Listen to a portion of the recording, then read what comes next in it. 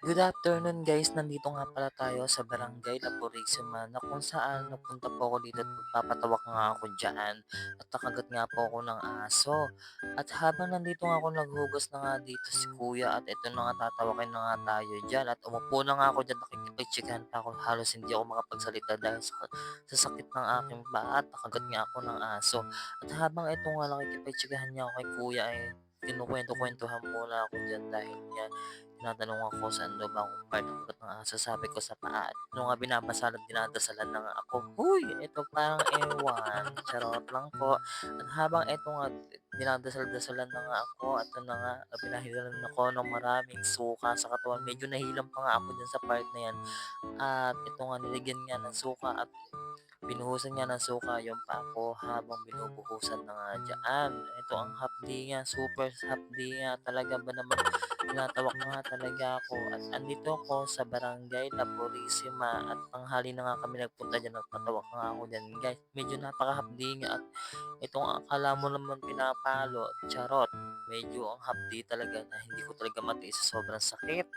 At ito nga tinitingnan niya ako ni kuya kung paanong tawak ba ang gagawin sa'kin. Huy, parang ewan naman. Ito naman at habang ito nga tatawakin na nga tayo diyan, kinakausap pa nga ako diyan na masakit daw ba ang paghugas ng suka sa aking paa. Eto na nga tatawakin na nga tayo diyan, medyo nakakaliti nga tayo diyan sa part na yan at ito na nga itinaas yung paa ko at uminom na nga si kuya, o shot ko 'no, gin bilog, o 'di ba? O habang tinatawak na nga ako diyan, medyo nasasaktan niya ako, napakasakit nga diyan ng kagat sa'kin ng aso at napakahapdi nga diyan at ito na nga, namumumog nga diyan si kuya na, "Miss Jean Bilog." Hoy, Miss Jean Bilog, sana ma-meet na kita, charot. Habang ito nga tinatawak na nga ako diyan, medyo nakakaliti ako pero napakasakit talaga guys, sobrang sakit. Hindi ko talaga masyadong matiis yung sakit. Para ba akong pinalo ng malaking dos por dos, charot. At ito nga nakakaliti nga ako diyan, napakasakit talaga sobra. Hindi ko talaga matiis diyan guys, sobrang sakit.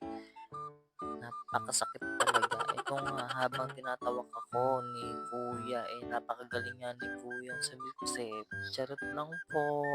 Ito nga kasi medyo talagang gano'n naman talaga guys kapagka tinatawak talaga tayo, 'di ba? Medyo napaka-hapdi talaga sa part na do'n mismo sinisipsip sa may nakagat ng aso at medyo may rabies nga diyan. Ito na nga, patapos na nga si kuya, tatawak na nga ako, pinapadiretso yung paa ko. Hindi ko alam kung paano diretso gagawin ko. Iasag ko nga daw yung paa ko at unatin ko nga daw yung paa ko. Eh, hindi ko din alam gagawin ko. Ito na nga, binasalan na ako, dinasalan na ako. Siguro yung magdadasal na ganito para lang ano-ano lang din at gumaling tayo. Hanggang dito na lang po. Thank you for watching.